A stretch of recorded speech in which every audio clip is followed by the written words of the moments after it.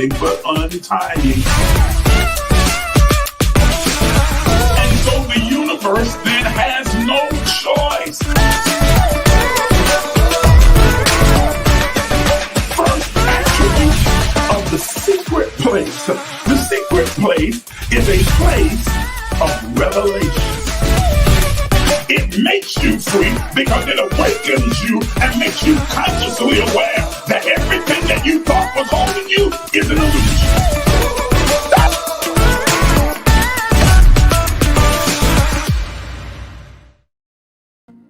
Good evening, everybody, and welcome to Momentum. Well, I'm saying everybody, but there's only two of you that are on here.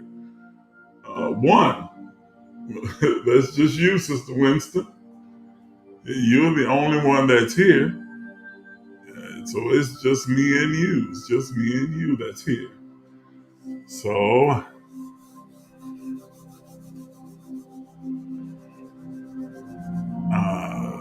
maybe we won't continue the conversation tonight because I can call you on the phone and talk to you, and we can just talk about this particular subject. Okay, now there's two of you. I'm just going to wait a few moments and see who else tunes in, whether or not we have at least a quorum of people that are interested in having the conversation. So there's three of you now. So we'll give it just a few more moments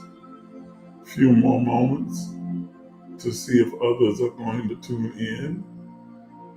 I see you, Sister Yvette. I see you. I see you. I see you, Dee Dee. We'll give it a few more moments to see who else will tune in and participate tonight. Kamoria, I see you. So there's three of you now.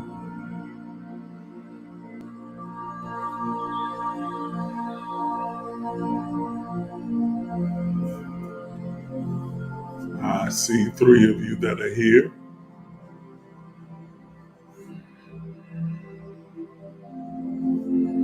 And maybe it might be best if we try this again on tomorrow night, or maybe just wait till Sunday.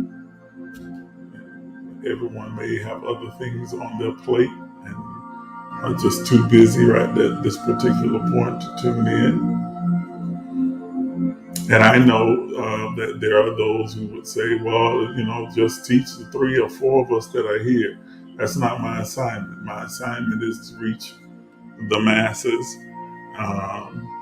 And like I said, I'm happy to teach and do individual teaching with whoever wants to engage in that. You can inbox me, email me, or if you have my number, call me, and I'm more than happy to engage with you on that wise. But it doesn't make sense to do an entire Facebook Live with 3 people. So from my perspective, we're going to give it a few more moments and see how many others tune in. We'll see how many others tune in. As we continue the conversation on portals, doors, windows, spiritual portals, doors, windows, and gates.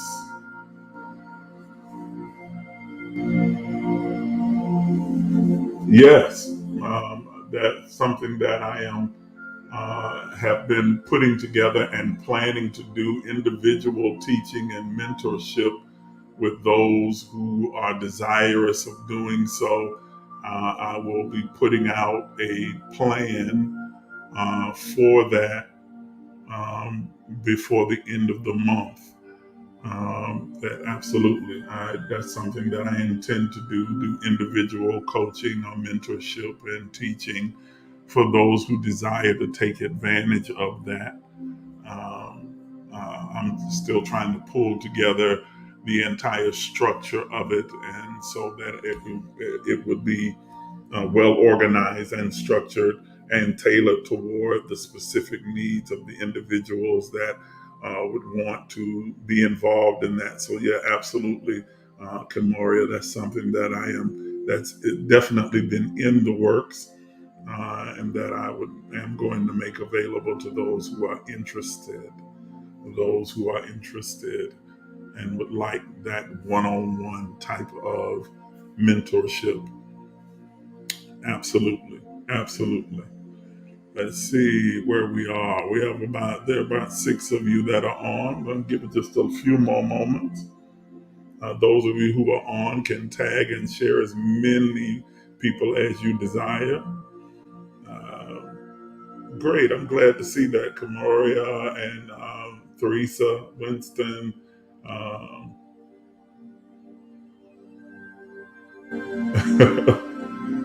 okay. Sister Yvette. Um, I am going to definitely make that available for those who are interested in doing so.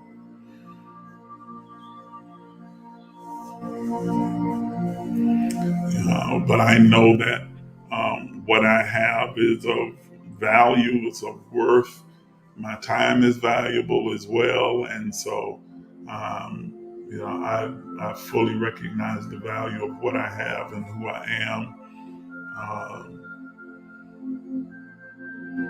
And so I want to make that available to those who are interested and who are serious about real development and growth. Okay. I see more of you are tuning in, more are starting to tune in now. We're up to about 10. I need those of you, every person that's on right now or down to 9 now, to share and tag as many people as you can. And let's see if we can't get these numbers up, get more people to join into the conversation that we are having tonight. I need every individual to definitely do that. And as you sign on, as you come on the live, say something, say good evening or hello or something, just to let me know that you are out there, that you're on, that you are tuned in. Hey, Diana, I see you. I see you. All is indeed well. All is indeed well.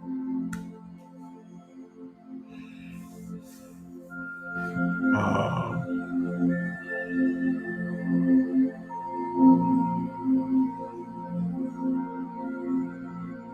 okay. We're going to wait just a few more moments for a few other people to get here. Maybe running a little bit behind.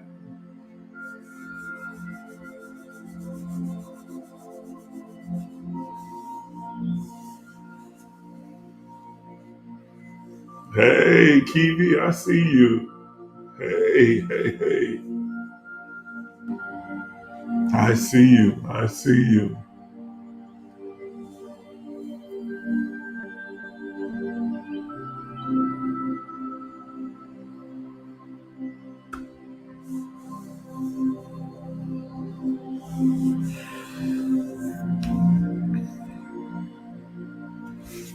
Mm, bless the Lord. Hope everybody's been having a really good day today.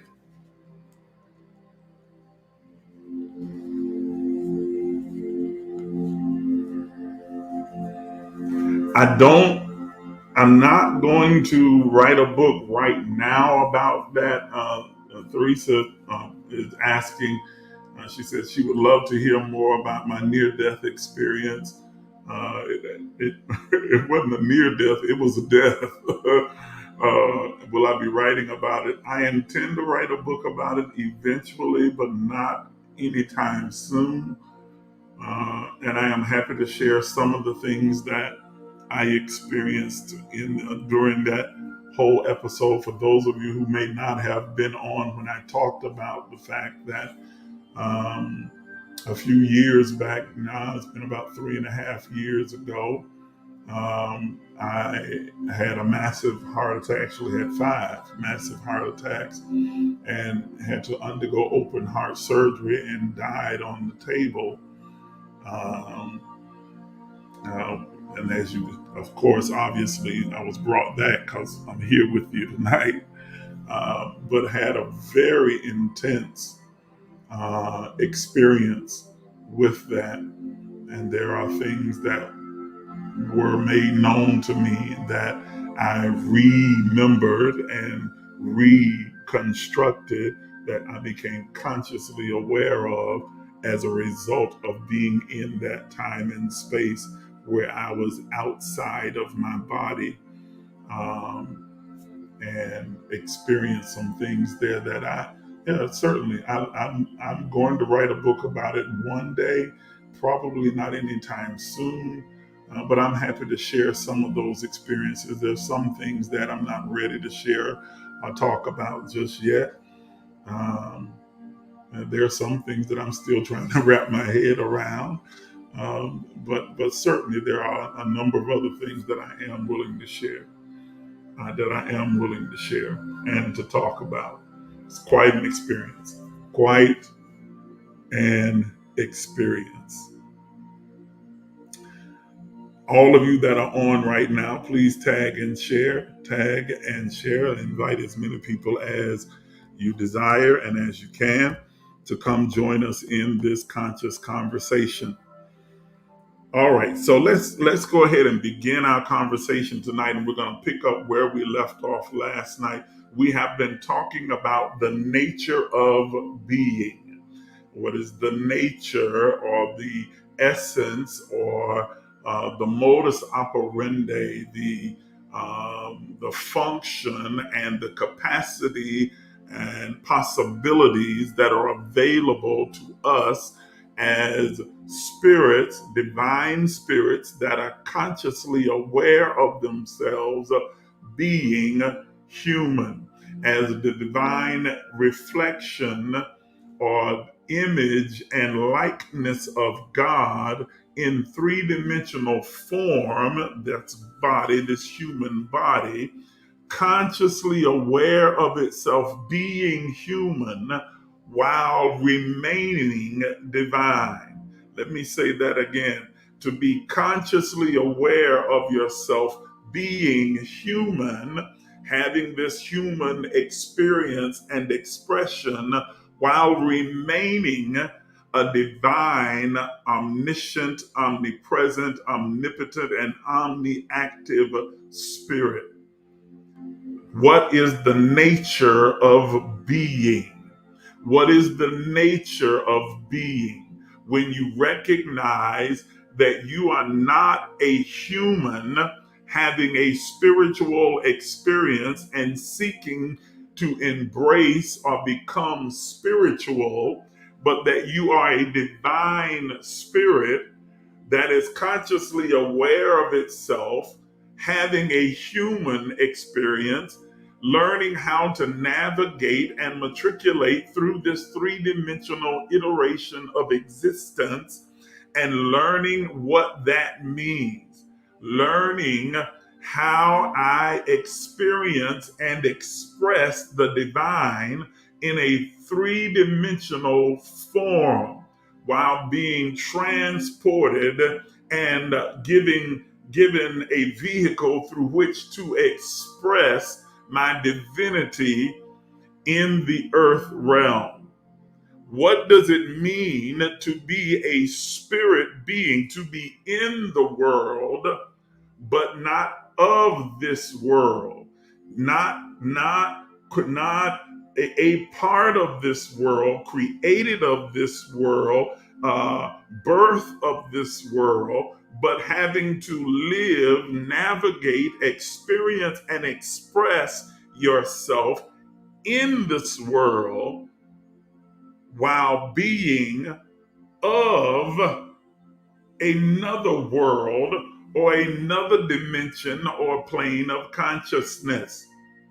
What does it mean to be spirit that has a soul that now lives or inhabits, rather, a body. Let me make sure that I use the right terminology there. What does it mean to be a divine spirit that has now draped itself in a soul and inhabits a form that we call body, a three-dimensional form that is made of the terra firma and the elements of this three-dimensional world? That in order for spirit to be conscious, it needed a soul. And in order for the spirit that has become conscious to experience itself and express itself, it needed a body. And that body or form needed to be of the substance of the dimension in which the spirit sought to express itself. So the body then is formed from the dust of the three-dimensional existence, the earth, so that the spirit can now enter and express and experience itself consciously, soul, in this earth. This earthen vessel is composed of the four major elements of the earth: earth, wind, fire, and water. Those are the elements that make up this three-dimensional universe, this earth realm, and that make up this form, so that the spirit can consciously, through soul, the vehicle of the soul, now begin to fully experience itself as being human and express itself in this three-dimensional existence. What are the implications? What are the possibilities? What is the full capacity when we fully embrace our divinity? We embrace our divinity while existing in this three-dimensional form we call humanity. What are the implications? What is the power behind that? And we have discussed at some length what it means to continuously be omnipotent, omniscient, omnipresent, and omniactive. But what we have been focusing on now is the implications and possibilities and the access granted to us as spirit beings, as the expression of God, as the isness or the reflection of God in human form, as God in the flesh. Then what is it that we are capable of? And ladies and gentlemen, our capabilities, our capacity for expansive growth, development, manifestation within this form is limitless. It is infinite, limitless, boundless, and timeless. This is solidified by Jesus, the ascended Master, Savior, Jesus the Christ, who says to us that whatever you have seen me do, and all of us would agree from the historical writings and the biblical text that Jesus did some humongously miraculous, extraordinary things. And yet he says to us that whatever I have done, you have the full capacity and the ability to do also, and do it in a greater quantity. When he talks about greater works, he's not talking about greater in quality, as in doing something that is bigger or more enormous, but greater in quantity. You're able to accomplish more because he only stepped into his own fully for 3.5 years.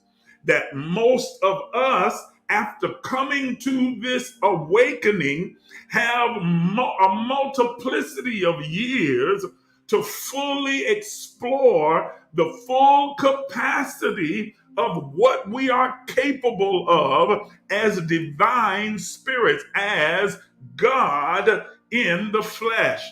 He solidifies to us that there is absolutely nothing that is beyond the scope of our ability, the scope of our reach, experience, or expression. That whatever we have read, understood, or witnessed about him doing, we have the same capacity and ability to perform within the earth. It's not magic. It's not hocus pocus. It's not abracadabra. It is an understanding and a full embracing of the reality of your divinity that enables you to access that ability, those abilities, that power, that ability and authority that is loaded and coded within your DNA, that allows you then to begin to fully experience and express those powers, superpowers, if you will, supernatural powers in the earth, and manifest, create whatever it is we seek to create or manifest in the earth. And most often, when people think of manifestation, they begin to think in terms of the tangible material and not also the spiritual or the practical. That it's wonderful that you can manifest money, and you can. I want you to manifest as much money, prosperity, wealth, and increase as you possibly can. But please don't limit your ability. Don't distill it all down to just monetary, materialistic things. When you can manifest, hallelujah, healing, you can manifest miracles, what we call miracles, things that or override or supersede human natural law, that you are able to manifest miracles, healings,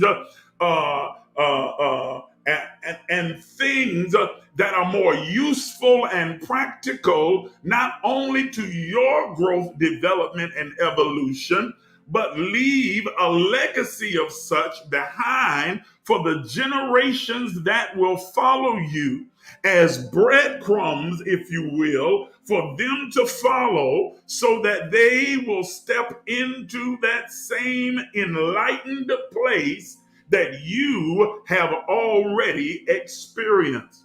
That's exactly what the ascended master Jesus spoke of when he says, I'm going ahead of you to prepare a place for you, that where I am, you may be also. He was not talking about in a three-dimensional physical place, but saying that where I am spiritually, in perception, in concept, in perspective, in consciousness, you can be in the same place, so that you are able to effectively access the same ability, capacity, and power that is within the Christ, as he matriculated this three-dimensional form.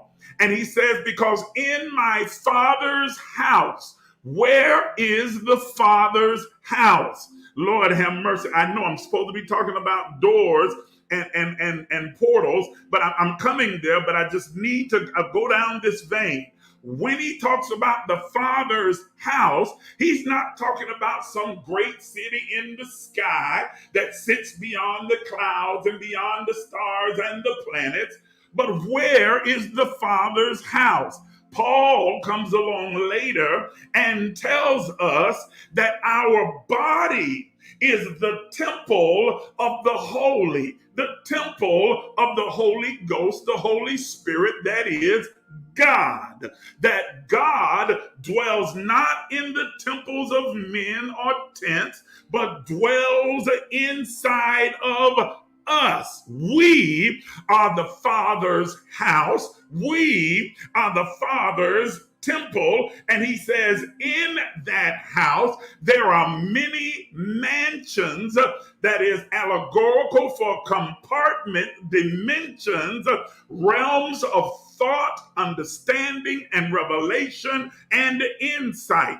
He says, within you, there are varying degrees and dimensions of thought and revelation and insight and knowing, that if it were not so, I would have told you. Are you hearing what I'm saying? He said, I promise you that as you go inward to the Father's house, you are going to discover dimensions of revelation, knowing, thought, insight, and glory that you have forgotten, that were loaded, encoded within you.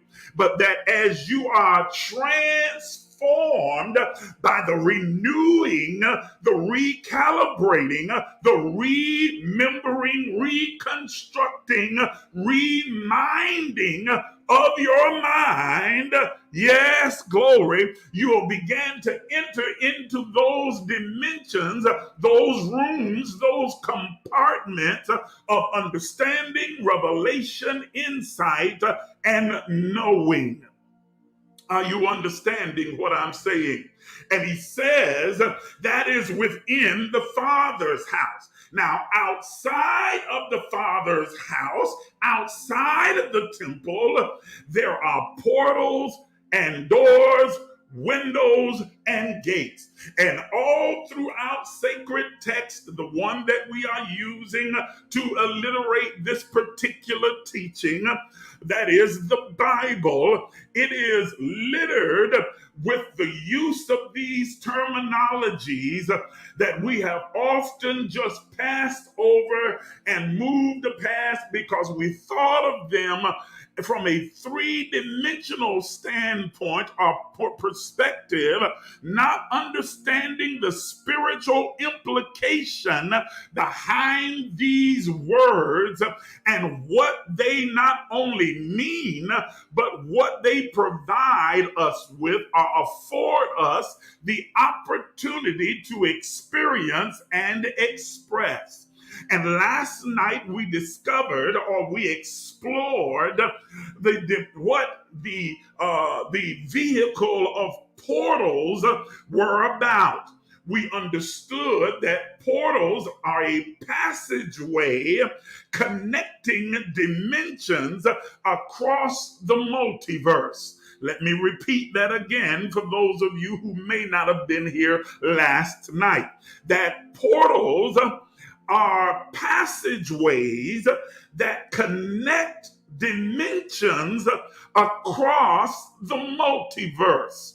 That we understood that while we exist consciously in this three-dimensional world that we call Earth and all of its stars, moons, planetary system, galaxy, Milky Way, and all that is within this three-dimensional existence, there are dimensions outside and within this dimension that are not visible by the human eye. They are detectable by the eye, yes, but not by the human eyes. Let me say it again. They are detectable and discerned by the eye, yes, our spiritual eye, but not visible to the human eyes. And we discovered as we looked at several sacred texts last night that God, not only the divine God, the source, not only created this world, but created a plethora or multiplicity of worlds at the same time. That he did, that the time that he created this world, he also created several other worlds. We saw from the text in Hebrews 11 that it is through faith that which has been activated as truth within our conscious mind and we have embraced, that comes by hearing. It is through that faith that we know that the worlds, plural, WORLDS, the worlds were framed, not just the world, singular, but the worlds, plural, that there are other worlds that were created simultaneously as this one. Oh my goodness, are you hearing what I'm saying to you? And so we looked at and investigated and understood that not only are there worlds that were created simultaneously with this one, but that those worlds are populated by spirit beings in different forms than the form that is of that we are in. Because the form in which the spirit inhabits must mirror the world in which it exists. Let me say again, the form in which the spirit inhabits must mirror the world in which it exists. Thus, consequently, our form is made of the dust of the earth, wind, fire, and water. It mirrors or reflects the three-dimensional earth that we live in.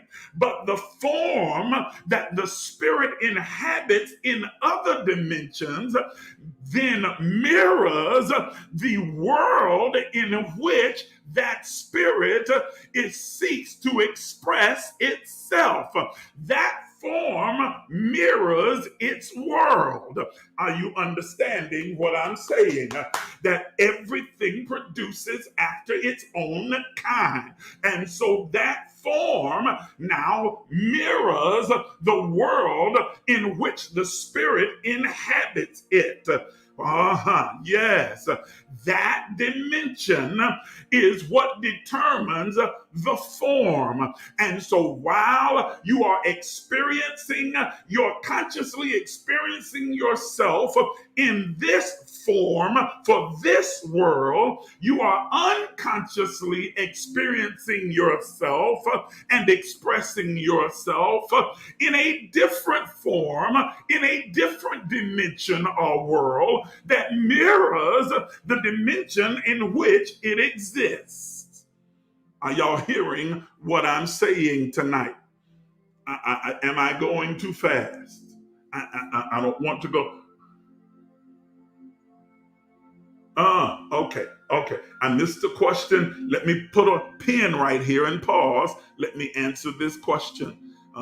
Kimoria asked, why isn't the church as we know it today not doing the greater?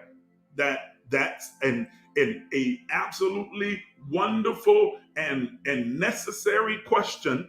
I made a post the other day, I don't know whether it was yesterday or the day before, that I said that the church today does not need restoration, it is in need of reformation.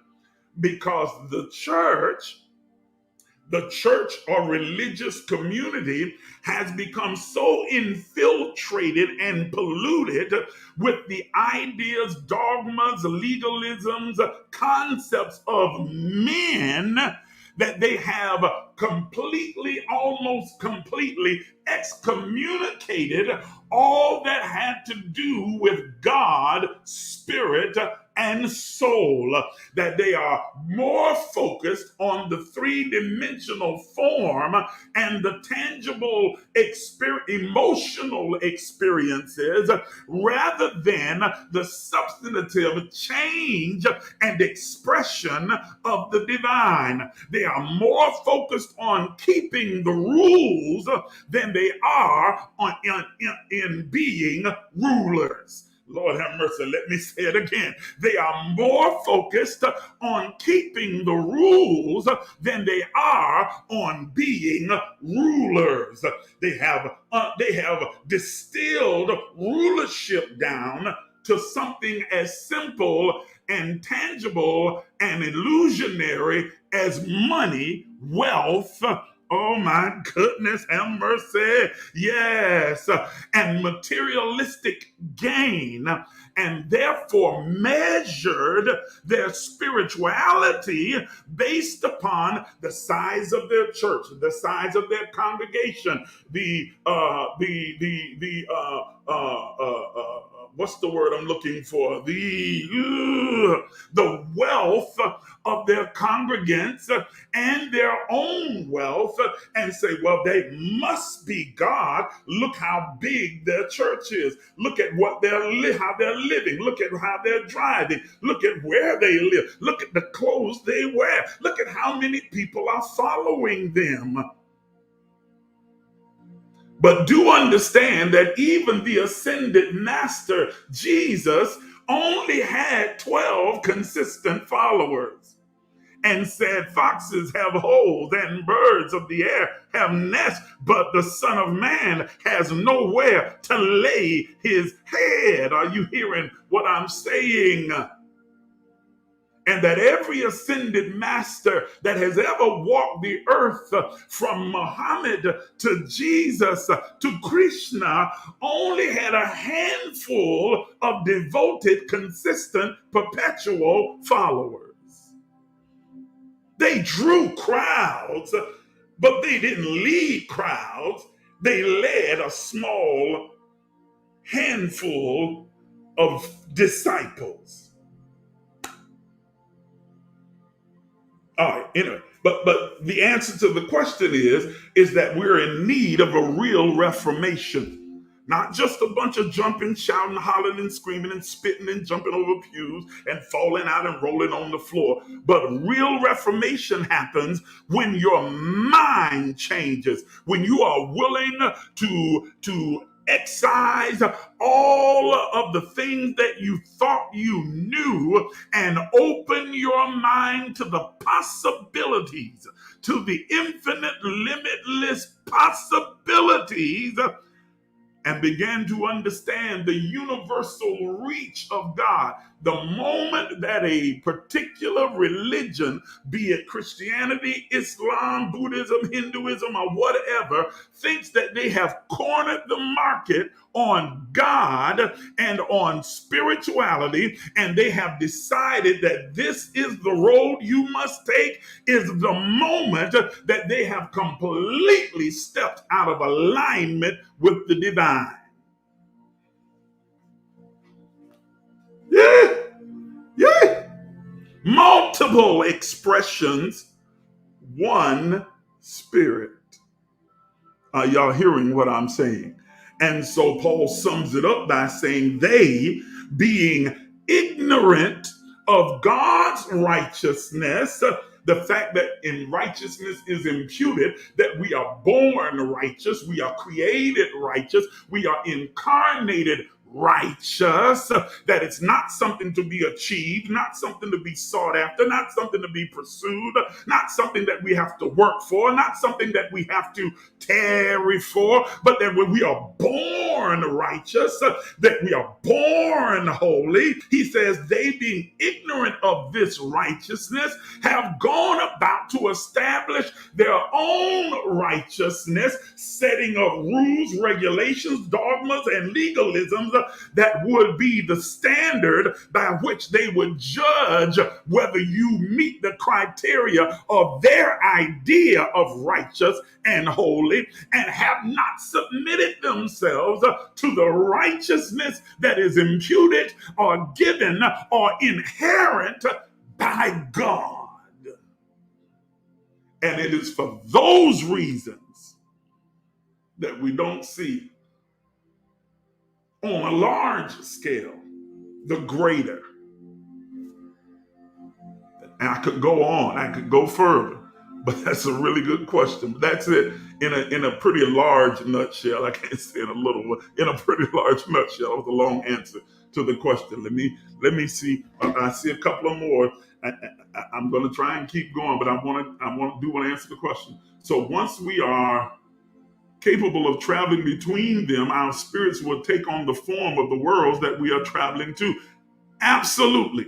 That's very good, Amanda.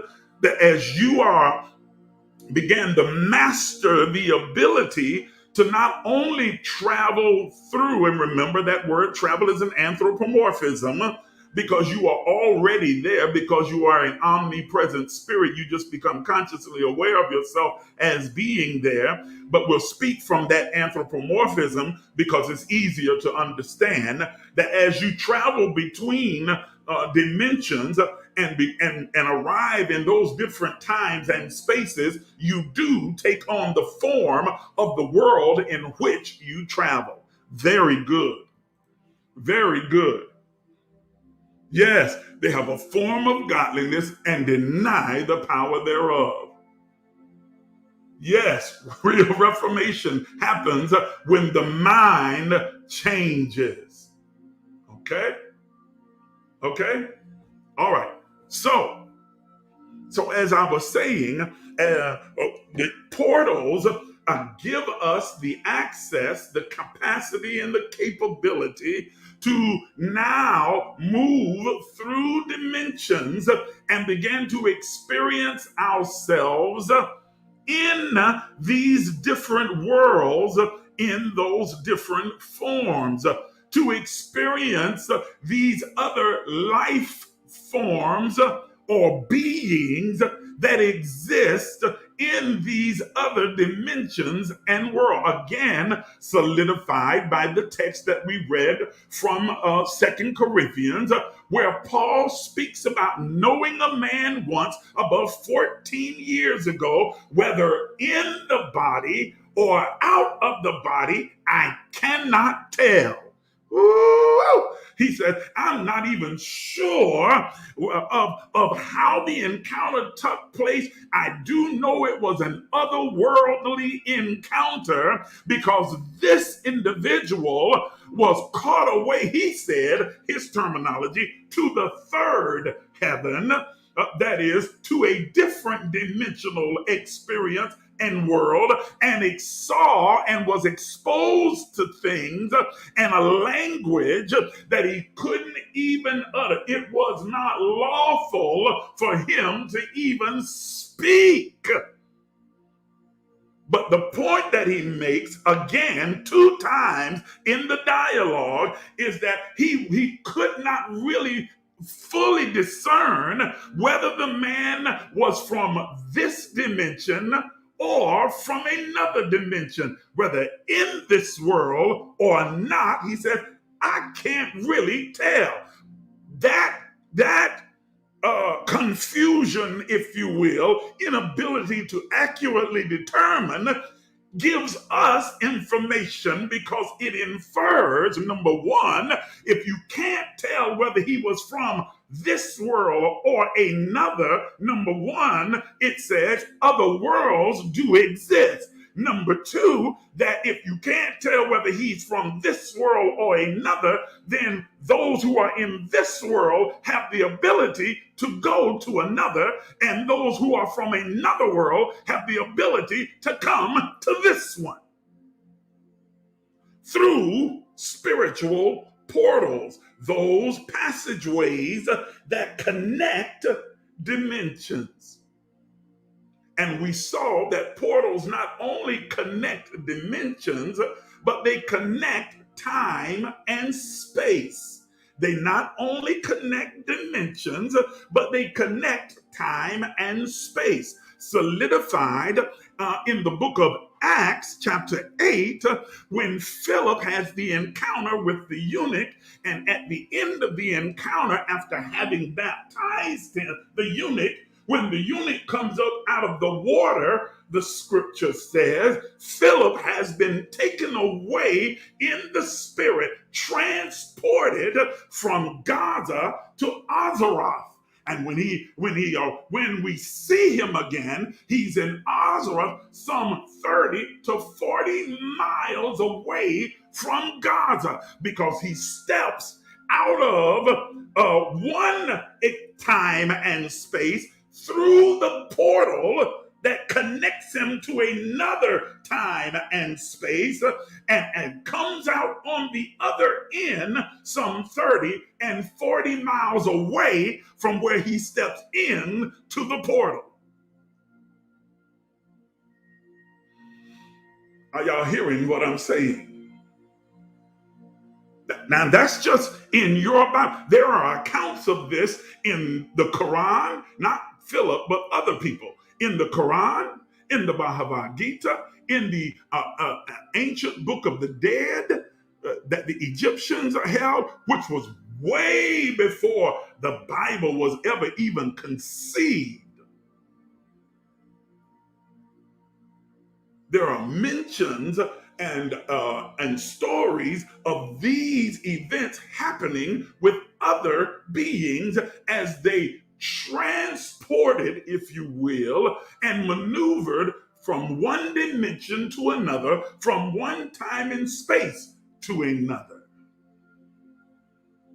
That's portals. And good gracious, the time has gone by, but y'all owe me some time because you were so late getting here. I sat around waiting, me and a few other people, for y'all to show up. So you owe me some time tonight, so I'm going to take it. Okay. All right. That's portals. What I do want to at least get into what the difference between a portal and a door. Portals and the door. We won't get to windows and we won't get to gates tonight.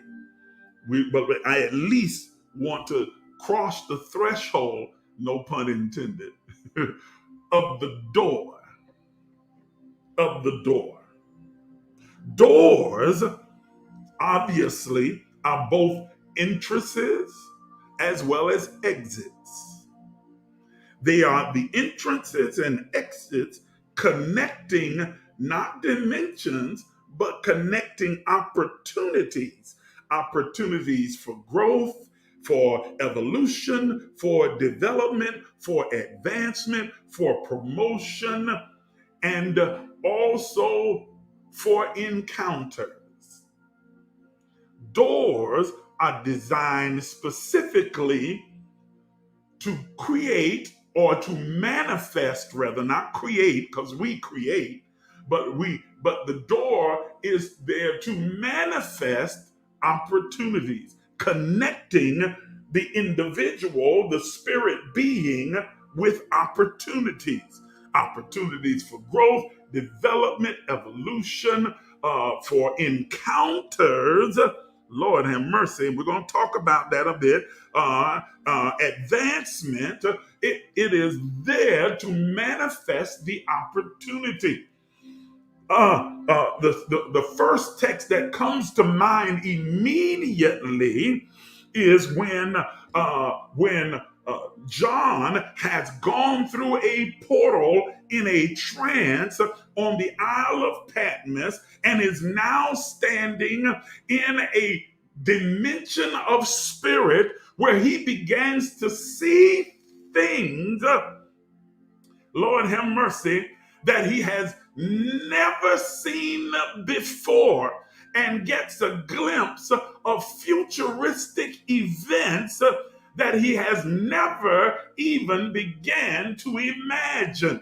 And as I have said many times to those when I was pastoring a church locally in Georgia, I said this, and I'll say it tonight to those of you listening, that because he was transported through and across the barriers of time and space through the portal, seeing into a future time and space, because we know that time and space are illusionary, therefore can be bent and manipulated, that when he arrived in that space, he arrived there with the same intelligence and the same vocabulary that he had from his time. So now he is trying to describe futuristic events and futuristic things, mechanical things, machinery, mechanisms, images of things that he does not have the present day vocabulary to describe. So he uses the vocabulary of his time to try and describe something that he's seeing in the future. And so he describes in one place a beast coming up out of the water, and he sees it with a long tail, he says, like a scorpion, and wings like a giant locust, and the face, he says, of a woman, this big giant face flying through the air, stinging, when in fact what he is seeing is a helicopter. But because helicopters didn't exist at the time, they hadn't come into manifestation, there was no word for what he was seeing, like helicopter. He described it as a beast, and then used the terminology of his time to try and give a detailed description of the thing that he was seeing. Are y'all understanding what I'm saying? So with that in mind and understanding that he is using that vocabulary and the terminology of his time, he also has an encounter with a being that he describes as the Son of Man.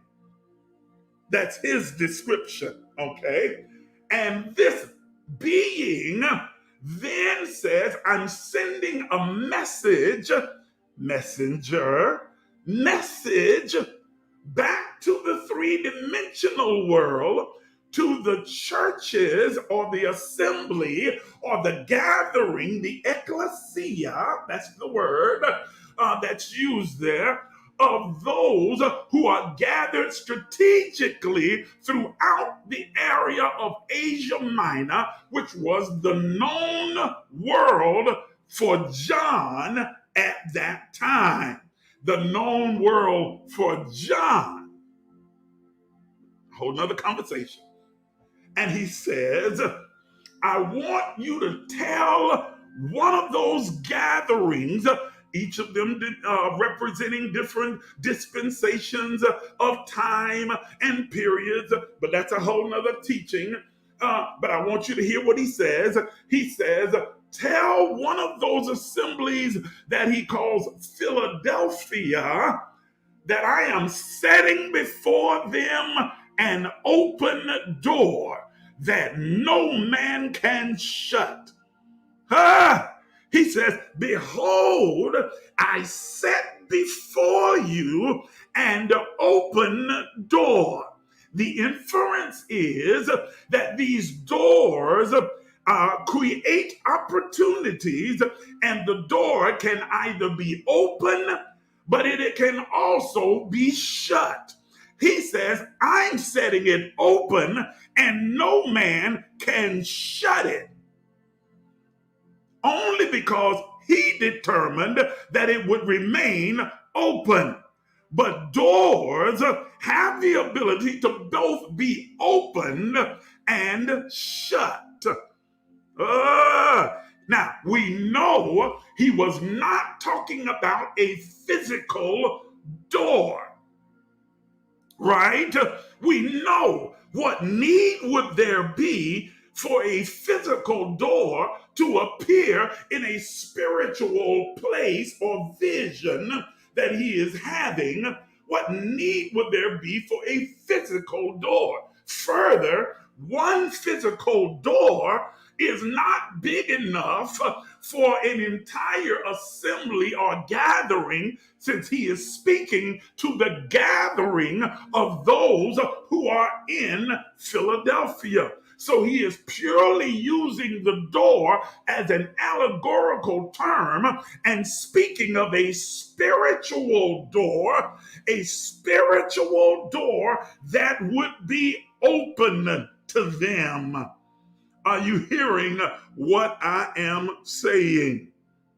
Now, that is the most common and the first thought that comes to mind when you think of an open door. But it is not the only place where the terminology is used within the same context. In Colossians chapter 4, let me read it.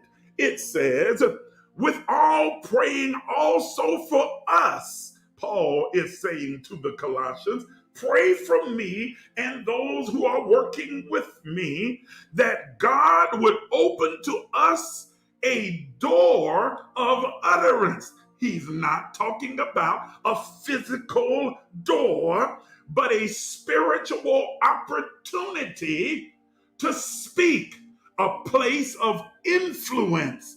Not just, he didn't need a door open for him to open his mouth. He has the freedom to talk anytime, anywhere. What he is saying is create an opportunity for me to be able to speak from a place of influence and impact, so that I am able to have an effect on those that would hear me. He is clearly saying, I need a spiritual door, an opportunity that could only be created by the Spirit, that gives me a platform or position of influence to speak into the lives of those who I'm going to. He says that he would open doors of utterance to speak not just anything, but the mystery of Christ.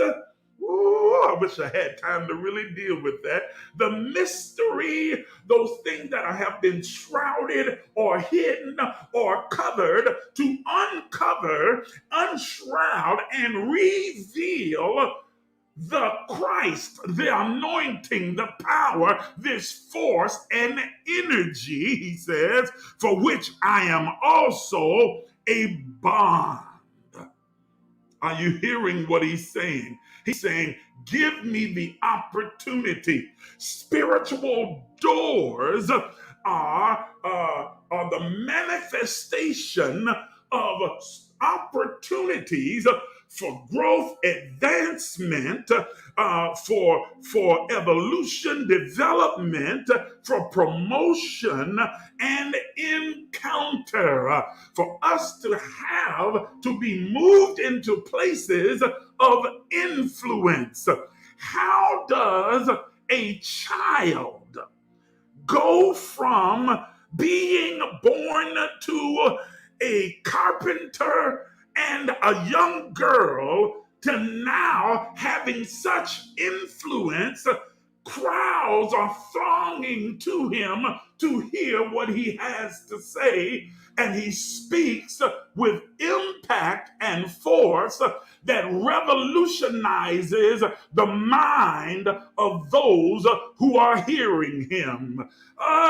Doors doors were open, spiritual doors that create opportunities.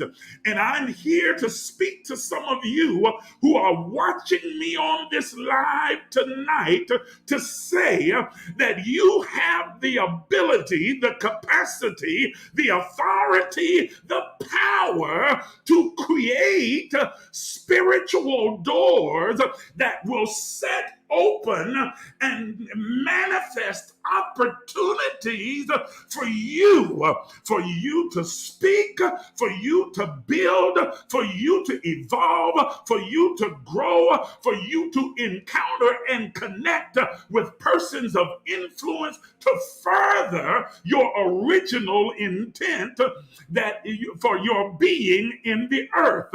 That instead of sitting around waiting for a manifestation to pop up out of the air, for hocus pocus and abracadabra, waiting for someone to come along and invite you into a door, that you have the ability to create your own door and cause it to swing open so that you are able to pass through it. But understand that the door is not only an entrance but an exit. That in order to go through the door, you have to be willing to leave where you are in order to get to where you desire to go. Lord have mercy. It is both entrance and exit. That when you open a door in the spirit, then you are talking about movement. That you are talking about transitioning from one place to another. That you are talking about elevating and matriculating into a different experience. That you cannot become married to where you are, but you have to perfect. God, you have to perfect the detachment, the disengagement that is necessary for you to be able to move. Some of you watching me right now have tarried in one space far longer than you should because you have become attached to some things in that space that you want to drag kicking and screaming into the next space. But the door is designed for you to enter or to exit. It is not designed for you, and it's designed for you. Not you and, but for you. Because everyone has the same capacity to create their own opportunity. Yay! Yes, let me say it again. That everyone has the reason I sent out the text that I did with those 12 daily affirmations was to equip you with the tools to begin to create opportunities, supernatural spiritual doors for yourself.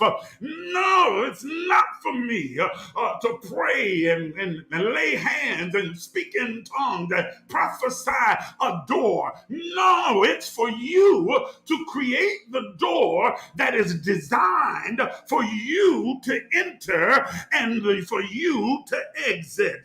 It is for you to do for yourself, because you are just as divine as I, or anyone else for that matter. Are y'all hearing what I'm saying? Oh, I see a question. Hold on. Let's look at it and see. Matthew 7:7 refer to these same doors. It does, but I'm going to read it. I'm going to read it because I don't want people thinking about he's just making stuff up or he's just giving answers off the top of his head. I need you to see it for yourself. Ask and keep on asking, because it's written in the aorist tense. Ask and keep on asking, and it shall be given. Seek and keep on seeking, and you shall find. Knock and keep on knocking, and doors. And the door will be open. That brings me to another point. The difference between a closed door and an open door. There are doors that are open, yes, and then there are some doors that are closed. There are some doors that are time sensitive, and there are some doors that are automatic. Let me explain. There are manual doors that you use the strength of your own will and ability to open and pass through. There are some doors that are automatic that only requires your presence, like going to Walmart or a grocery store. And as soon as you approach the door, it swings open. It's an automatic door. It just requires you to show up in the right place at the right time, and it will open. There are other doors, like bank doors, that open that are time sensitive. That the safe is set to unlock at a certain hour and then to lock itself after that hour has passed at a certain hour as well. It's set on a timer. And if you don't arrive there during the period that it's open, it will close and lock itself, and you have to wait for the time to come around again before you're able to enter that door. There are some opportunities that are time sensitive, and that if you are not in place at the time that the opportunity comes, it will then close off from you. But thankfully, people say opportunity only knocks once. No, it's set on a timer, so it will knock again. In other words, you'll have another opportunity to enter that place. Manual doors, automatic doors, time sensitive doors. And then there are doors that just sit open and just remain open, waiting for you to walk through them. Waiting for you to arrive at the place where you are ready for the opportunity. Can I tell you that there are some open doors, some automatic doors, some time-sensitive doors, some manual doors that are sitting out there waiting for you, but you can't get to them if you are unwilling to shift, to move, to matriculate, to navigate, to get up and put your energy in kinetic, to make your energy kinetic rather, and begin to move so that you are able to pass through those opportunities. You live in the reality that you create. Let me say it again. I know I've said it several times, but I need for you to get this. You live in the reality that you create. If you don't like your present state, the only one that can change it is you. You have the ability, the capacity, and the power and authority to create the doors that will allow you to step into other opportunities for growth, advancement, prosperity, evolution, opportunity, and connection if you will walk through the door. Are y'all hearing what I'm saying to you? Now let me also point out that there are some doors that stay closed. But when a door is closed, it is not, remember, nothing happens to you. Everything happens for you. Nothing is against you. Everything is for you. All things work together for your good. So when a door closes, it is not something negative, something to be feared, hated, nothing that you are going to look at and be like, oh, I'm just going to keep beating on this closed door until it finally opens. A closed door has a couple of implications. One, it is to protect you from going into a place that you are ill prepared for. Because worse than arriving late is arriving early. Yes, stepping into a door that you are ill prepared for. And so you are unable to really navigate that particular door. You are ill prepared for it. The second is to keep you from going back to where you exited from. Some doors close immediately after you enter through and exit out, so that you won't be tempted to return back to where you were. Are y'all hearing what I'm saying? Are y'all hearing what I'm saying? Huh? And then there are other doors that close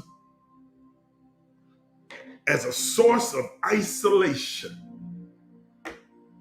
a means to isolate you in a place where you are forced now to accept the challenge and place a demand on your own divinity, unable to work as a dependent or reach out to your enablers, and have to depend on your own divinity in order to thrive in the place that you are, to awaken you to a capacity, ability, a talent, a skill that you were not even consciously aware that you were capable of, because you had become so accustomed to the crutches of others carrying you. You were so accustomed to someone putting you in the water. When the angel came and troubled the water, you were so accustomed and so dependent upon someone putting you in the water. And so he closes the door and says to you, rise, take up your own bed and you walk. Are y'all hearing what I'm saying? Are you picking up what I'm putting down? Hold on. Before I get caught up again, I don't want to miss questions. I don't want to miss. Almost like the technology now where you go to a certain access, such as your eyeball face or fingerprint. Yes. You got to have a certain access code to be, that's really good right there, Yvette. That's real good, yes, to be able to access. And your access is your divinity. You have the keys to the kingdom. Listen, in Matthew 16, when Jesus has inquired of his disciples, who do men say that I am? And they say, some say you're John the Baptist, some say you're Elijah, speaking about reincarnation because those two men were dead. But that's a whole nother conversation. And then he turns around and says, but now who do you say that I am? And Peter speaks up and says, thou art the Christ, you're the anointed one, you're a son of the living God. And he says, flesh and blood has not revealed this to you, but my Father which is in heaven. In other words, he's saying that you have tapped into your higher consciousness, and somehow revelation has seeped into your conscious awareness that made you aware of who I am. He says, but now let me flip it around and tell you that you are Peter, and upon this revelation of the anointing that gives insight, revelation, and understanding, will I build my church, the ecclesia, and the gates of hell will not prevail against it. And then he said, and I am giving you the keys to the kingdom of heaven, that whatsoever you bind on earth will be in agreement and alignment with what is bound in the heavens, and whatever you loose in the earth will come into alignment and agreement with what is bound in the heavens. And he is not talking about in the sky by and by, but he's talking about in your higher consciousness. He is saying to you, you have the keys to unlock the universe and to bind and loose, to open and close, to create and even to deconstruct, God, by your accessing your higher consciousness. And how do I access that? Through the keys of the universe that I've already given you before. I keep coming back to those. It's not hyperbole. The keys to the universe are your keys to unlocking the heavens, your higher consciousness, and being able to bind and loose, to manifest, to create. Are you hearing me? To open and to close. They are your keys of access. Are you understanding me? And you have that key, those keys loaded and coded within you. The kingdom of God is not an observation, but the kingdom of God is in you.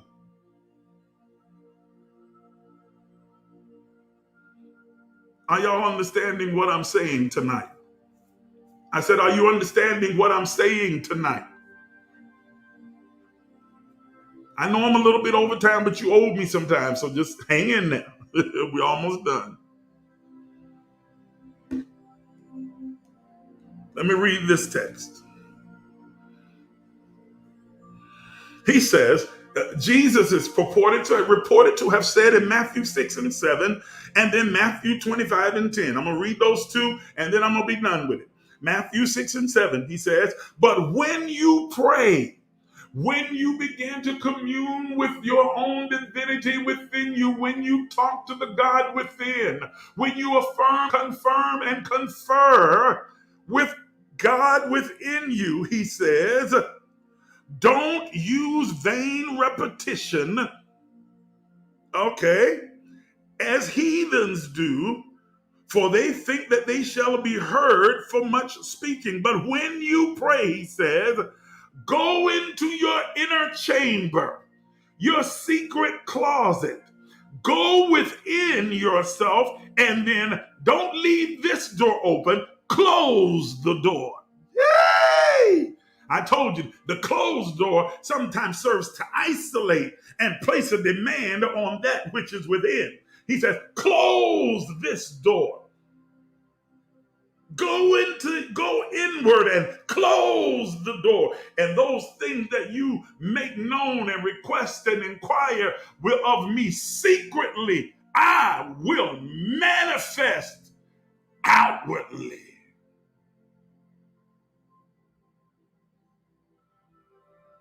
Watch this one.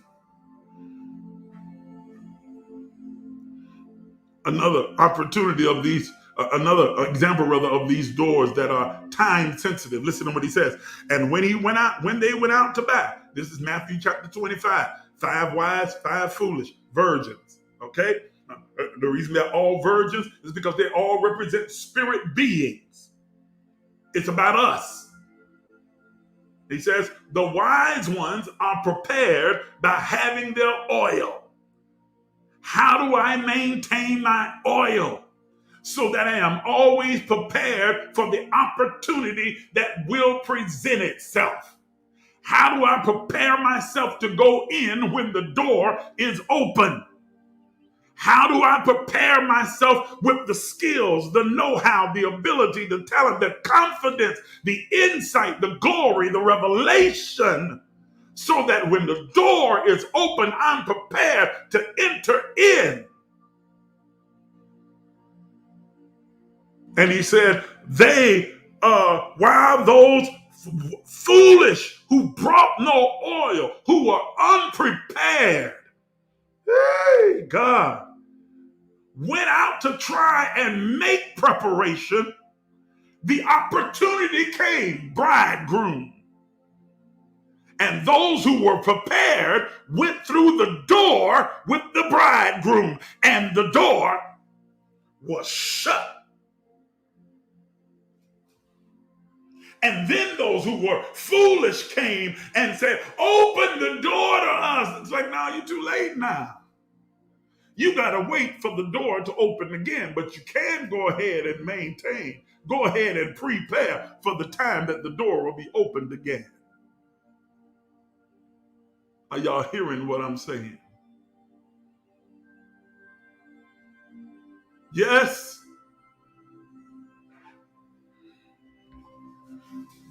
Now it gets deeper, especially when we start talking about gates.